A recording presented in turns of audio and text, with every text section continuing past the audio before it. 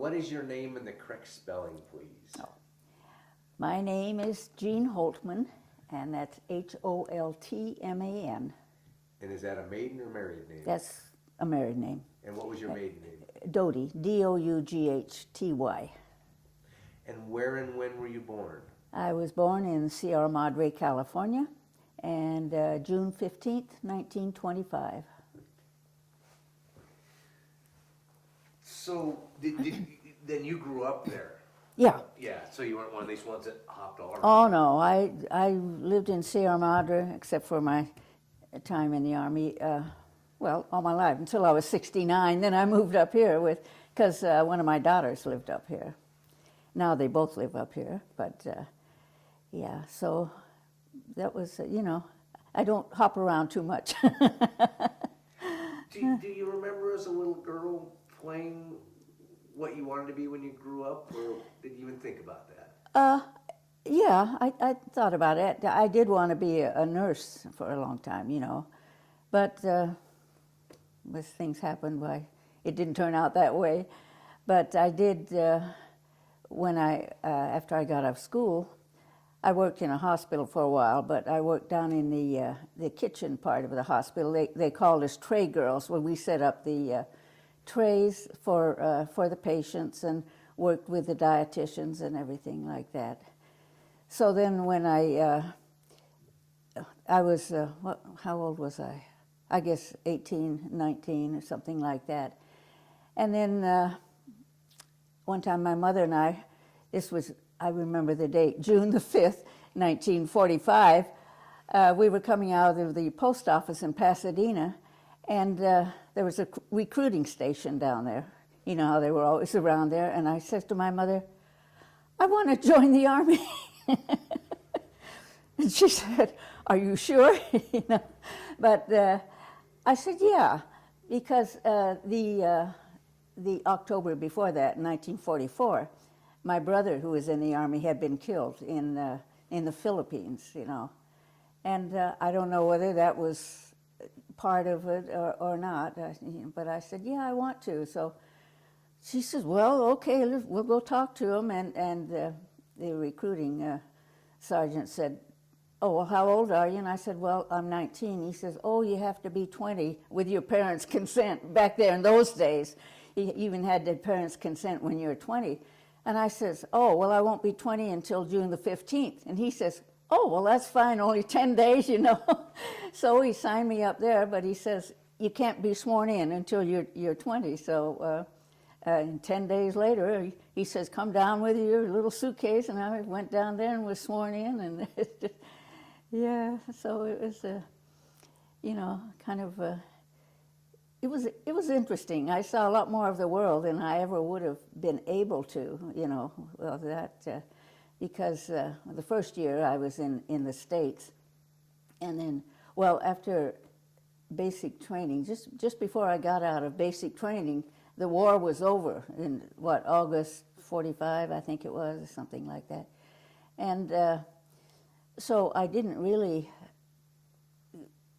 wasn't really in the service during the wartime, but I was in the Army of Occupation when I went overseas in Germany. I was in Germany for 2.5 years.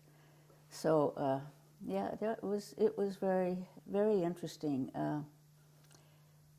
Amazing, really. I mean, you would go down some streets, beautiful tree-lined streets with houses, You turn a corner and here would be a building with just demolished with rubble all over the place. And one thing I always noticed particularly was it's never left my mind, this building with hardly anything left. There must have been some people in there. I guess it was an apartment building, but it just looked like a couple of walls and all the rubble around.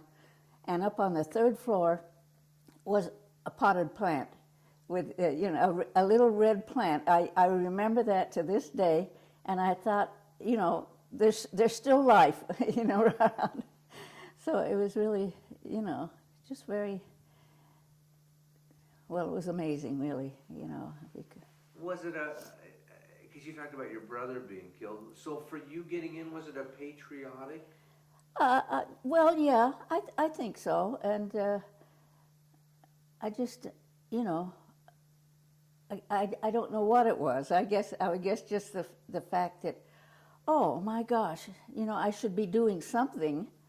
And you know how kids are, you don't really think too much about about what's going on and everything because, I mean, you know, in America we don't have a war over here. I mean, it's always somewhere else, you know.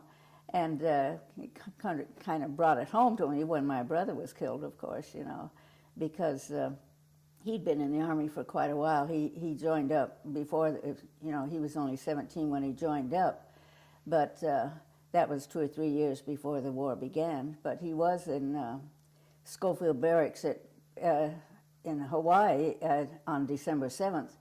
So, but, you know, he came through that fine. It was just that in 1944, when MacArthur was coming back to the Philippines, that he was in that group there on the first ones. He got killed there. But it was, yeah. So, I mean, it was very, it was a very emotional time, really. But we, when I went overseas, and they asked, that time, they asked, you know, the women, do you want to go overseas or not? They didn't, you know, it's not like now, I guess they send you anywhere they want, and, you know, but back then, things were kind of new for women in the Army, so they asked anybody who wanted to go over, and I signed up, yeah, I'd like to go over, you know, and I mean, there wasn't any danger. There was, I mean, the war was over at that time with the Army of Occupation, but I was stationed in the headquarters building in Frankfurt there, in General Magruder's group there, and we had. I was there for over 2 years, and we got to see a lot on well, furloughs and weekends and everything. I mean, you know, everything's so close over there. Especially, I come from California where you can drive all day, and you're lucky if you see the state line when you get to. And over there, I mean, you can go to Paris and England and well, you know, been all over, and it's just amazing. But, what was your duty? What did they want? I was the. Well, when I started out, I was a clerk typist, but then I ended up administrative NCO there. I was in the office of the, you know, general headquarters there. So doing clerical work. Yeah. Because as the war moved along and things changed, were they more used to women being in the Army by this point, or were you still a unique? Yeah, I mean, yeah, they were used to us, I guess, but it isn't like it is now that you expect to see them. I mean, it was, I don't know how the civilians thought of us. I mean, we didn't think too much about it because, I mean, you know, we were surrounded by the other women in the, you know, but there's, the one thing I do remember there, which I'm sure is different now, I certainly hope it's different now, is the segregation. We were all the white. We had our own barracks and everything, and I didn't think anything about that. But until I knew there were black women in the Army, but I really didn't think about the difference, except that we had our barracks and they had another barracks, and they didn't. I don't know. I didn't think about that. The first time I think I thought about the segregation was not being from the South. I mean, I didn't think about that. But when I was in Kentucky and was in, where was I? Was it a train station, I think? And you went to the restrooms and white only. And you look, and drinking fountains, white only. And it's such a shock because I wasn't raised that way. We didn't have, there weren't too many black people around in the, actually I don't think there were any in the town that I lived in. But it was just a very culture shock, really. But now, of course, I guess it's all different. They are not segregated anymore. But it was which is interesting, because I've always wondered if prejudice is something that we have as an instinct, or if it's something taught to us. And you just talked about how where you grew up there weren't a lot of black people, and so for you, it didn't mean anything because I didn't think about it. But it was just when I saw the signs there, that was really brought it home to me that, my gosh, do they treat these people like this? I mean, it's so different from, they couldn't drink out of the same drinking fountains, they couldn't use the same restrooms, they couldn't, yeah, it's amazing. I mean, I can't imagine, and I guess there are still people who think it should be like that, but I can't. So did they carry that over onto the base too? Apparently they did.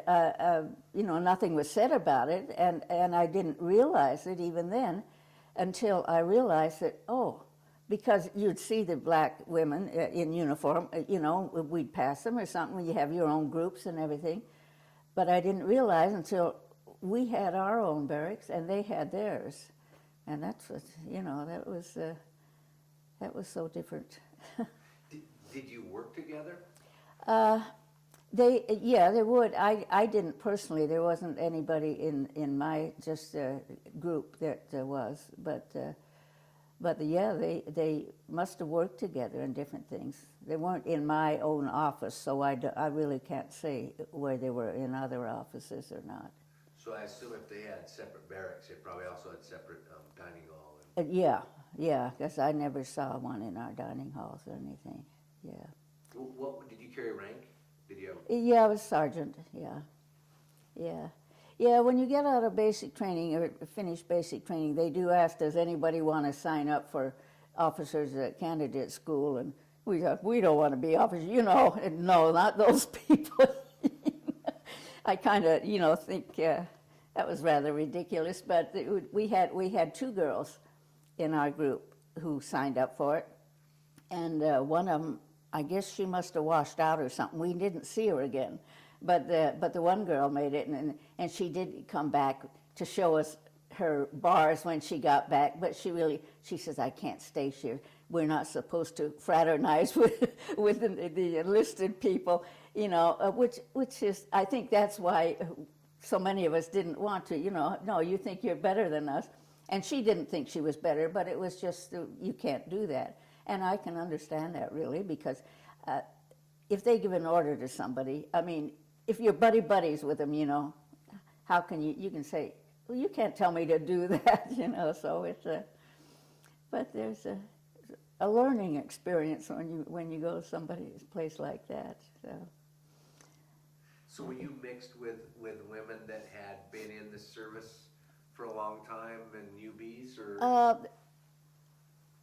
Yeah, let me see. It was after we got out of basic training and everything, we were mixed in with others. But so many, the basic training, and then I went to clerk school, taught me how to type and everything. So you're with your own peer group right then, It's but then after you get out, then it's you're in with people maybe have been in for quite a while or something. What was basic like? Was it like we see in the movies? Well, I think what they see now, I haven't seen too many movies with them now, except that one with Demi Moore, and that was, she was right in there with the men, and we weren't. It was strictly women. It was Fort Des Moines, Iowa, and there was strictly women. It was, and we had we had drilling and parades and reveille and all that, but there weren't men around. There were men on their part of the base, but not ours. So we didn't have anything, and it was so funny because if you dated a guy and you could take him to the mess hall if you want as your guest. And every time you ever did that, they looked and said, my gosh, you guys really eat good. Well, I said, well, yeah, that's women cooking.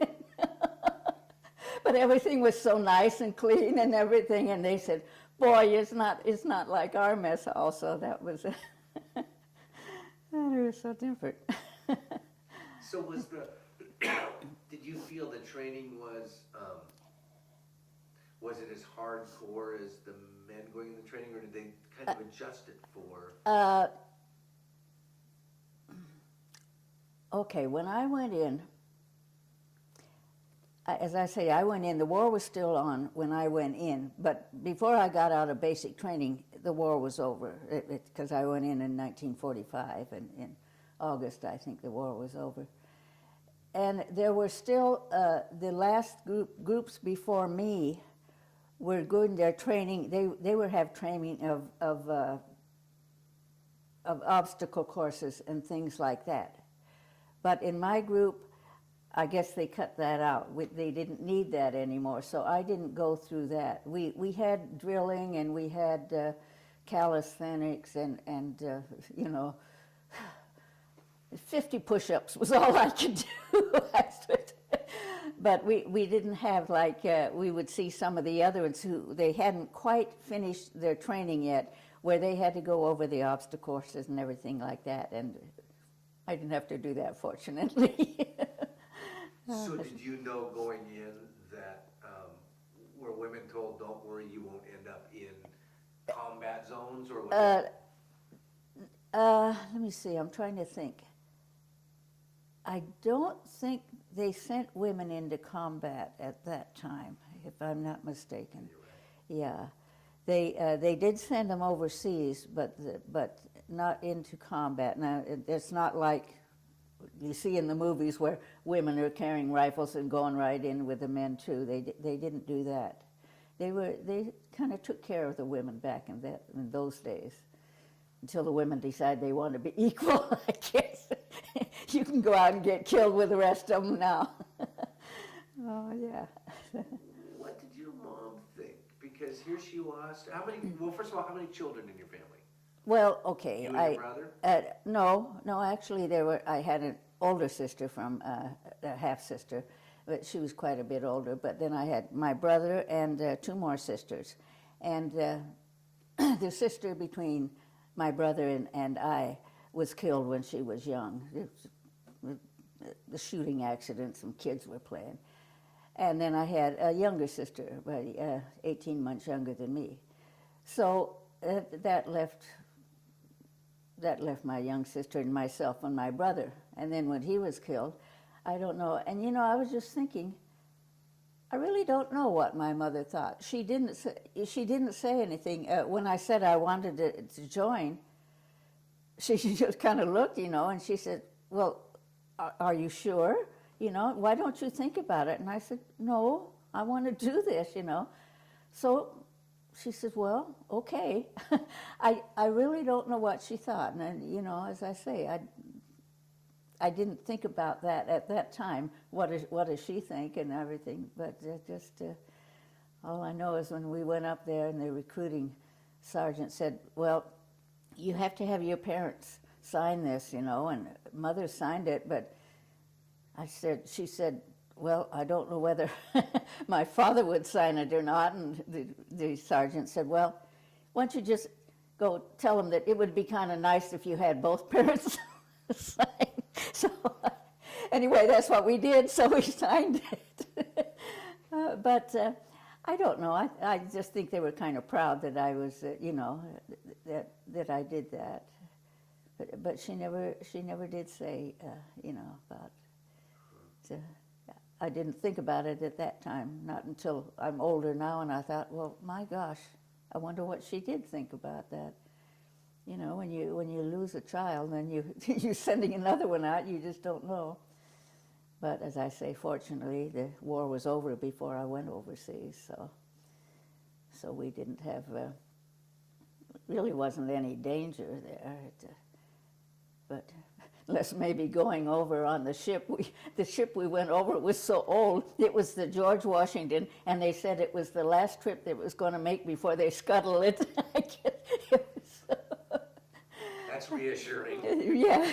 Yeah, but they had, yeah, and we did have drills and lifeboat drills on that just in case, because there were still mines in closer when we got closer to, where was it, Le Havre, I guess we went in, and so, but one of the things when all of us were down there, the officers were up on the top decks, and here all us waxed down here on the lower decks out, and we would come up and we said, "Oh, it's so hot down there, at night and everything." And our major, she says, "Well, why don't you open a window?" We're down in the hold. Oh well, some of these officers. Oh well. So were a lot of the women you were with from California, or were they from all over the place? They were from all over.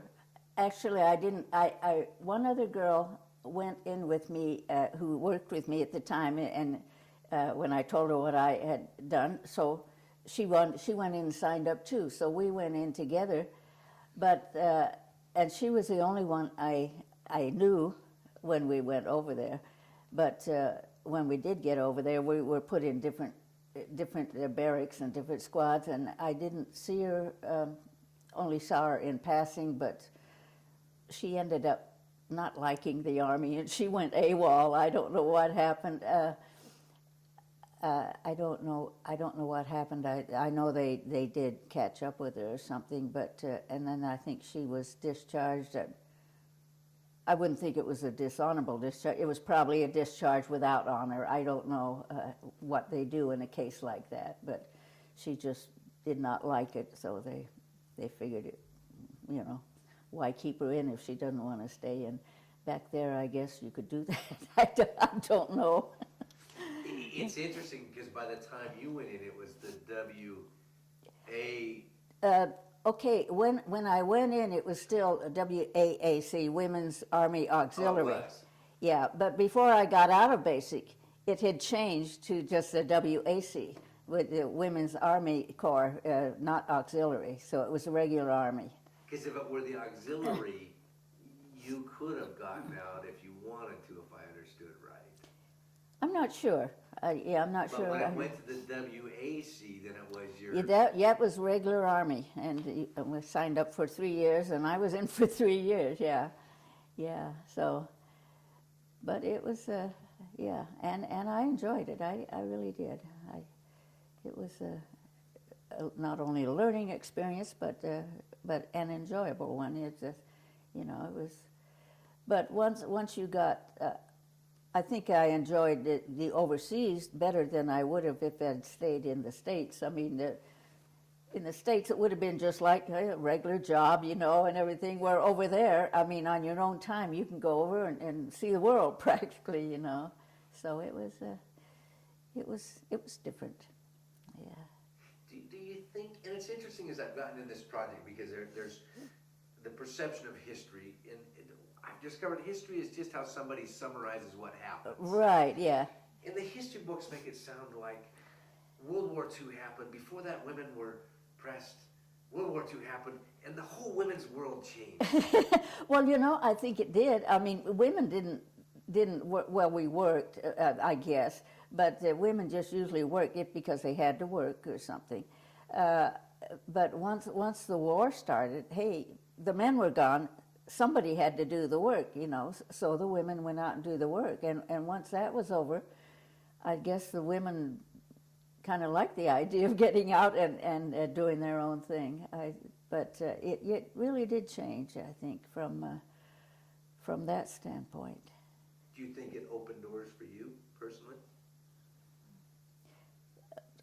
Oh, I don't know. I'm not one of these liberated women who want to work. when I got to, I worked, between I got out of school and between going in the Army. Yeah, I worked. I wanted to get some money of my own, but I was never really ambitious to be something like I didn't want to be an officer in the Army. I didn't want to do that.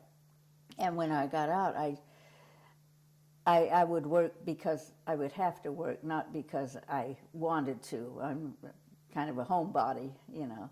So I wasn't, but I'm sure it opened doors for a lot of people who want to work. I know, as I say, the only reason I was divorced, and afterwards, when I got out, I got married again. I had my 3 children, but then I got divorced and I had to work. But it was strictly not that I wanted to climb the corporate ladder or anything like that. I mean, I worked because I had to, and I quit as soon as I reached 62 because I said, "Oh boy, this works just up fine." I mean, I want to stop working. So. Were you single when you were in the service? Yes, I was. Okay, you were single. Yeah. In fact, you had to be single in the service at that time. We had one of my friends, that I'd made in the service. She met somebody over there, and she got married, and she was in the service up until the day she was married. She got married at the on the post chapel, but soon as she got married, she had to go in and sign the papers, and she was out of the Army. It was so different back then. I mean, and you couldn't be married when you were in there because they figured, no, you should be home. And when I got out, I did sign up for the reserve, and I stayed in there, and I got married, and that was fine then. But when they checked up on you every year or so and everything like that, and they found out that I had children, then I had to resign from that because you couldn't have children in there. Now, gosh, I guess you can be in the regular Army and have children and do everything. Everything's so different now. Now, when you say you couldn't be married, women, is that right? Women couldn't be married. I don't know about the officers. I don't know how that was. But I mean, if I were in the service as a young man and I got married, I get to stay in. Oh yeah. Yeah. It was you as a woman that. Right. Yeah. And I don't know how that came about. I can understand when you had children. No, they figured no, you should be home taking care of your children, but I don't know what their ideas. I guess they just hadn't had too many women getting married in the service, so they hadn't set up any rules yet. But this friend of mine, no, the minute she got married, she had to get out. So it was, but of course, as I say, everything's all changed now. I mean, we had our barracks and the men had their barracks. Now that after my daughter was married to somebody who was in the service, and when was that? San Bernardino, California, I think it was, somewhere like that. And I went out in the base one time, and I was so shocked. Here was the barracks, the women going, and the men the same thing. And I said, to Ginger, I said, well, whose barracks is that? And she says, well, both of them. The men had the bottom floor and the women had the top floor. When I was in, they took care of the women, I think. I mean, they kind of, they felt responsible for us, I guess. I mean, if we went out on a date, when our date came to pick us up, he had to sign. We said, some of the guys said, "Oh yeah, we get to sign you out." I said, "That isn't what that's for." But they did. They want to know who we're with. If we didn't show up, they wanted to know who was responsible for us and everything like that. So it was really quite different, I think, than it is now. Yeah, I would say it's quite different. Yeah. Because the response would have been exactly yours. We're not a Jeep, so you're not signing us out. Right. Oh yeah, that's true. Now it's interesting, and I got the funniest look yesterday when I asked this question of a lady, and I don't know why the question comes to my thought, but are you a veteran? Am I a veteran? Yeah, I'm a veteran. The only veterans benefits that I can think of that I've had, particularly, was when I got out, when I wanted to buy a house, and that I used my Calvet loan. I mean, my husband was a veteran too, but he wasn't a Calvet. So they had to use my Calvet loan because California really had good veterans benefits there. They had to use his money, but it was my loan that did it.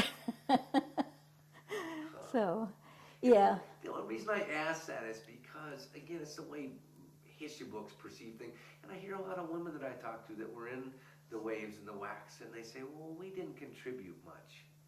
And I'm like, well, yes, you did. Well, yeah. But there was sometimes a second, or they. Well, I guess depending on what is contributing, I mean, I felt I was contributing as much as anybody else, and I think anybody who's doing a job, no matter what job it is, you're contributing. At first, maybe they figured they didn't because they weren't going out and fighting. But the point is, we were releasing somebody to go out to fight. So, I mean, when we took over a job to do. So, I don't know what they would. It was something that had to be done. Andy Rooney from 60 Minutes pointed that out, because a lot of, even men that weren't, just like you said, people that weren't in, quote, active battle, right, sometimes didn't feel they did anything. And Andy Rooney pointed out that for every one person that was on the front line to get them there, it took 9 people. And if you didn't have those 9 people, right, yeah, they were sitting ducks. Yeah. Yeah, I know, because before I had gone overseas, I was at, where was I? Camp Atterbury, Indiana, I think, which was a station where some of the guys were coming back and being discharged after their duty, and I did, some of that paperwork. So, I mean, what if there wasn't anybody to do that work? They'd have to stay in the Army. No, they were probably really glad at that. Right, yeah, I think they were. Because it's interesting, because there are certain things I tell people, they don't have to remember dates, but whenever I talk to people that were in the service, they can tell me exactly how long they were in, to days. Oh, yes. So they were very glad you were there. Oh, yeah, yeah, I can tell you when I, came home from Germany, and we flew back on a B-52, and if that isn't a nice, luxurious airliner, this is this big, huge airplane. You come in and there's nothing in there except 2 benches on the side. And then we got over the Azores and the worst storm, and they came down. They were going to refuel, and we were going to have dinner and refuel, but we had to spend the night because the weather was so bad they couldn't take off. But it was. Then we finally, the next day we did, and we landed at Westover Field in Massachusetts. Yeah. And I may have the terminology wrong, what company were you with? I'm getting old, I can't remember. Oh, gosh. That's all right. Oh, logistics, yeah. So, but it was... I don't know. It was just a really, what to say? I have pleasant memories of my time in the service. Yeah. It's interesting because I've talked to people that have been in pretty much any aspect of the war, and again, there's a terrible part to war, but just like you said, there's also a wonderful, because it sounds like for you, it expanded the world a little bit. Oh, yeah, very much. I had one of the, I think one of, the girl I told you about that went AWOL, she didn't like the idea that you had to sign out if you were going somewhere, and you told them, you had to tell them, and that didn't bother me a bit, because when I grew up, it never entered my mind, not like some kids now. I mean, hey, if I was going to go down to the library, I'd say, hey, Mom, I'm going to the library, I mean, I just didn't take off. So it didn't bother me a bit to have to tell somebody where I was going or what I was going to do. And a lot of people don't like that, you know, that they feel that it's none of their business. Well, I didn't, it didn't bother me at all. It might have bothered your one friend because it's hard to say, where are you going? I'm going AWO now. Well, that's true. Or maybe I didn't have any reason to not tell anybody, you know, I don't know what they were going. Yeah. So you had to learn all the Army protocol and... Oh yeah, yeah. In fact, the very first thing when afterwards we were signed up and sworn in and everything, and we had our little suitcases. They did take us over and feed us lunch first, and then we got on the train and we went to Fort Des Moines, Iowa, and we got off, and the very first thing we got off, we were still in our civilian clothes and everything, when they told us to bring a little suitcase just for enough for a couple of days because we would they would issue us clothes. We got off and they lined us up and they said, okay, before we go anywhere, you're going to have to learn how to salute. All of us, even in our civilian clothes, they told us there, and they say, now don't salute like that. You're not in the Air Force, and you don't bring your head down to your hand. You bring your hand up to your head, and it was fun. Did you get the same respect? Because protocol in there, and you're a sergeant, and certain people salute sergeants. Yeah. No, they didn't have to salute sergeants. Just nobody. No. Mm-mm. No, I don't know what they do now. Because I didn't know if the women with certain ranks, if they got the same respect back, or the guys would go, oh, you're just... No, I don't. No, we didn't salute anybody but second lieutenants on up. Yeah. Did you like your uniform? Yeah. It was. Did it give you a little Oh yeah. swagger in your walk? Yeah, it kind of makes you feel proud of you. Except that I got out of basic, I'd put on so much weight. I wasn't used to eating breakfast, and when you're in basic training, you eat 3 meals a day, and you come in. Oh boy. Usually people I thought lost weight in basic. Well, I don't know. Maybe it's. I exercised a lot more, but I guess I ate a lot more too. Yeah. Well, like you said, life changed. Yeah. It's a whole different world. But I just, I only got home once when I was in the service. It's just before I went overseas that I could get a leave because, California and we couldn't get home on a weekend or anything like that. So I got home then, but. So I guess that's why I got out, because my enlistment was up. It was over there, and I don't know. I just got out. I suppose I could have signed up again, but I didn't even think of it because I said, "Oh, I want to go home. I haven't seen anybody for a while, you know." So.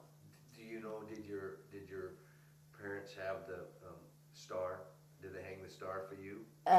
No, they had a star for my brother. But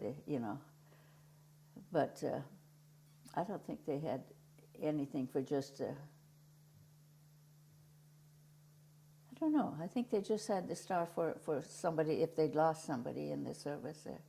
It said a couple of different colors, and some were I have somebody in the service, and then some was I lost somebody in the service. Yeah, I really don't know. They may have or something, but I don't know. I interviewed one gentleman at Kashmir, and he was flat-footed, so he couldn't get in, and his mom was so mad that he didn't get in the service because she wanted to hang a star. Oh dear. Yeah, you kind of feel sorry for the people who looked healthy but couldn't get in, you know. I mean, because, you know, you go around and the war's over and you see some healthy-looking guy walking around, why aren't you in the service, you know, and it's kind of bad, I guess. They probably went through a lot of stuff, those guys. For the guys that stayed home, Yeah. What now? You talked about your mom. Did your dad ever say anything to you about going to the service, or was he one of few words? Yeah, one of few words.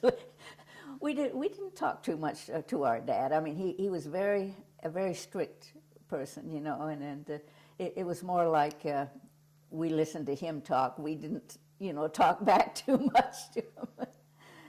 But I think he was proud. I think, you know, Mother used to say, "Oh, yeah, he's proud of you being in there," you know. Quietly proud. Right, yeah, Yeah. yeah, yeah. So, And so did you met your husband after you were in the service? yeah, yeah. I was going to say I knew him before. I didn't really know him before. Excuse me. I went to school with his brother. His brother was in my class, and he was in a grade behind, I think I was, and so I knew who he was, but I didn't. And then after I got out of the Army and I met him again there, and I said, "Gee, he sure looks a lot different than he did when he was a little pudgy kid." Oh yeah. Cleaned up good, huh? Yes, he did. Too bad he wasn't as good a husband as he claimed. Oh well. And he was Army also? No, I believe he was in the Navy. Oh, yeah, he was in the Navy at the time. Yeah. Well, okay. He was in the Navy, but he was out when I met him. And then when we were married, he was in the Marine Reserve because he was working at Camp Pendleton. And so he decided to sign up for the reserve.